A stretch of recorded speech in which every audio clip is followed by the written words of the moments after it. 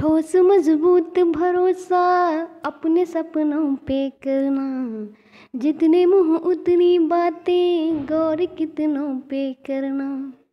तो आज आप लोगों के लिए लेकर आए हैं बायोलॉजी के क्वेश्चन। तो चलिए पहला क्वेश्चन देखते हैं हमारा।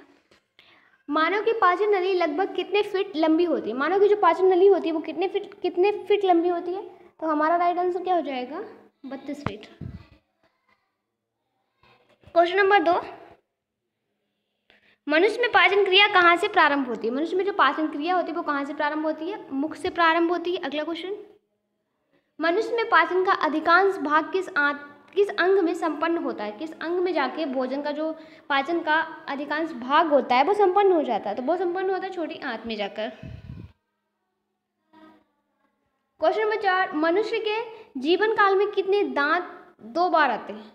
कितने दांत हैं जो 2 बार विकसित होते हैं? ठीक है, मनुष्य के जीवन काल में कितने दांत हैं जो 2 बार विकसित होते हैं? तो कितने दांत हैं? 20 दांत। अस्थियों और पेशियों को आपस में जोड़ता है। अस्थियों और पेशियों को आपस में कौन जोड़ता है? टेंडन। अस्थियों में कौन सा लब्ध सर्वाधिक मात्रा में होता है? अस्थियों में सबसे ज्यादा कौन सा लब्ध होता है? सर्वाधिक मात्रा में जो है वो कौन सा लब्ध होता है अस्थियों में? तो अस्थियों में भैया कौन सा होता है?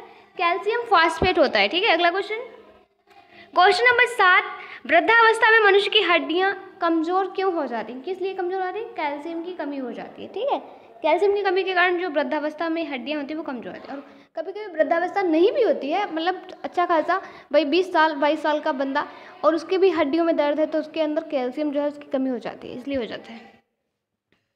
और बुढ़ापा आते आते तो वो ऑलरेडी अपने आप धीरे धीरे कम हो जाती है ना, बाकी कुछ खाने पीने से भी दिक्कत हो जाती है। चलो क्वेश्चन नंबर अगला देखते हैं। क्वेश्चन नंबर 8, दांतों तथा हड्डियों में पाए जाने वाले तत्व हैं। दांतों और हड्डियों में कौन से तत्व पाए जाते हैं? तो क्या आंसर हो जाएगा? कैल्शियम और फॉस्फेट पाए जाते हैं। ठीक है, क्वेश्चन नंबर 9, मानव शरीर के किस अंग की हड्डी सबसे लंबी होती है? सबसे लंबी होती है जांघ की। ये देखो पहले से हाईलाइट था यहाँ पे। क्वेश्चन नंबर 10, टीबिया नामक हड्डी किस में पाई जाती है? टीबिया नामक जो हड्डी होती है वो किस में पाई जाती है? वो पाई जाती है टांग में। अगला क्वेश्चन, मनुष्य के शरीर में पैर की हड्डी, मनुष्य के शरीर में पैर की हड्डी कैसी होती है? ठोस होती है, कीलक होती है, खोखली होती है, संघरी होती है? कैसी होती है? तो वो होती है ठोस। ह्यूमरस अस्थि कहाँ पाई जाती है? जो ह्यूमरस अस्थि होती है वो कहाँ पे पाई जाती है? वो पाई जाती है ऊपरी भुजा में। ठीक है, क्वेश्चन नंबर 13, निम्न में से कौन मानव के पैर की हड्डी नहीं है? मानव के पैर की हड्डी नहीं है, कौन सी है जो मानव के पैर की हड्डी नहीं है? ह्यूमरस।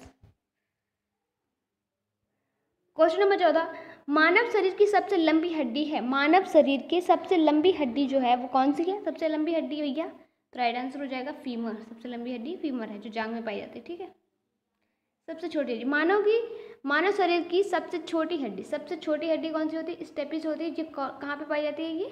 ये भैया पाई जाती है हमारे कान में। क्वेश्चन नंबर 16, शरीर की सर्वाधिक प्रबल अस्थि होती है, सर्वाधिक जो प्रबल अस्थि होती है वो कौन सी होती है? जबड़े में होती है। सभी लोग लाइक शेयर करें प्लीज अपने फ्रेंड के साथ। क्वेश्चन नंबर 17, मनुष्य के शरीर में पसलियों के कितने जोड़े होते हैं? 12 जोड़े होते हैं। ठीक है,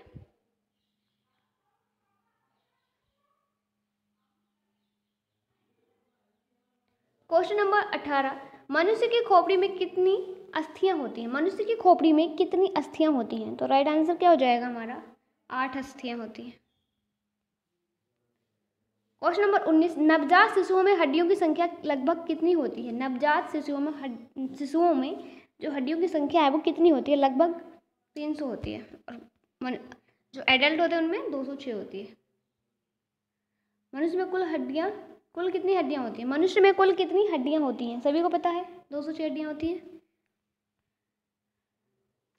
मानव रुधिर का पीएच मान है, मानव रुधिर का जो पीएच होता है वो कितना होता है? मानव रुधिर कैसा होता है? क्षारीय होता है, अम्लीय होता है, उसका पीएच मान कितना होता है? 7.9 होता है। क्वेश्चन नंबर 22,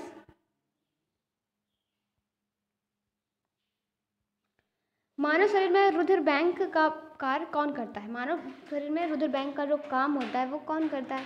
तो राइट आंसर हो जाएगा हमारा डी, तिल्ली करती है। अगला क्वेश्चन नंबर 23,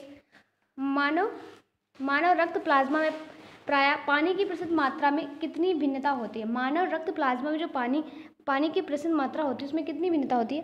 तो राइट आंसर हो जाएगा बी, 91 से 92%।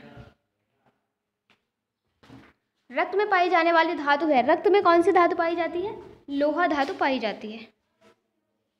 रक्त में शुद्धिकरण कहाँ होता है? रक्त का शुद्धिकरण जो है, रक्त का शुद्धिकरण वो कहाँ पे होता है? वो होता है भैया सभी में, यानी कि फेफड़ा में, यकृत में, किडनी में, सभी में होता है। ठीक है। मानव शरीर में खून का शुद्धिकरण की प्रक्रिया को क्या कहते हैं? मानव की जो खून की शुद्धिकरण की प्रक्रिया होती है उसको क्या कहते हैं? उसको भैया कहते हैं डायलिसिस। क्या कहते हैं उसको? डायलिसिस कहते हैं। और कुछ लोगों के जो फेफड़े होते हैं वो ख़राब हो जाते हैं तो उनका जो वो होता है शुद्धिकरण होता है, उनका जो खून का फिल्टर होता है वो उनको जाके हॉस्पिटल में डायलिसिस करवाना पड़ता है, ताकि उनका पूरा खून है जो निकालते हैं उसको फिल्टर करते हैं, उसको फिर से उनके अंदर चढ़ाते हैं। अगला क्वेश्चन, क्वेश्चन नंबर 27, रक्त में लाल रंग निम्न में से किसके कारण होता है? हीमोग्लोबिन के कारण होता है। ठीक है। खून जो हमारा लाल होता है वो किसके कारण होता है? वो लाल होता है हीमोग्लोबिन के कारण। हीमोग्लोबिन में होता है, क्या होता है हीमोग्लोबिन में? हीमोग्लोबिन में होता है भैया लोहा। ठीक है, लोहा होता है जिसके कारण खून लाल दिखता है। क्वेश्चन नंबर 29, शरीर में हीमोग्लोबिन का कार्य है। शरीर में हीमोग्लोबिन का काम क्या है? क्या करता है वो? ऑक्सीजन का परिवहन करता है। ऑक्सीजन का परिवहन करने का काम होता है हीमोग्लोबिन का। ठीक है। अगला क्वेश्चन, आज का लास्ट क्वेश्चन आपका टेस्ट क्वेश्चन। क्वेश्चन है हमारा, हीमोग्लोबिन किसका महत्वपूर्ण घटक है? हीमोग्लोबिन जो है वो किसका महत्वपूर्ण घटक है?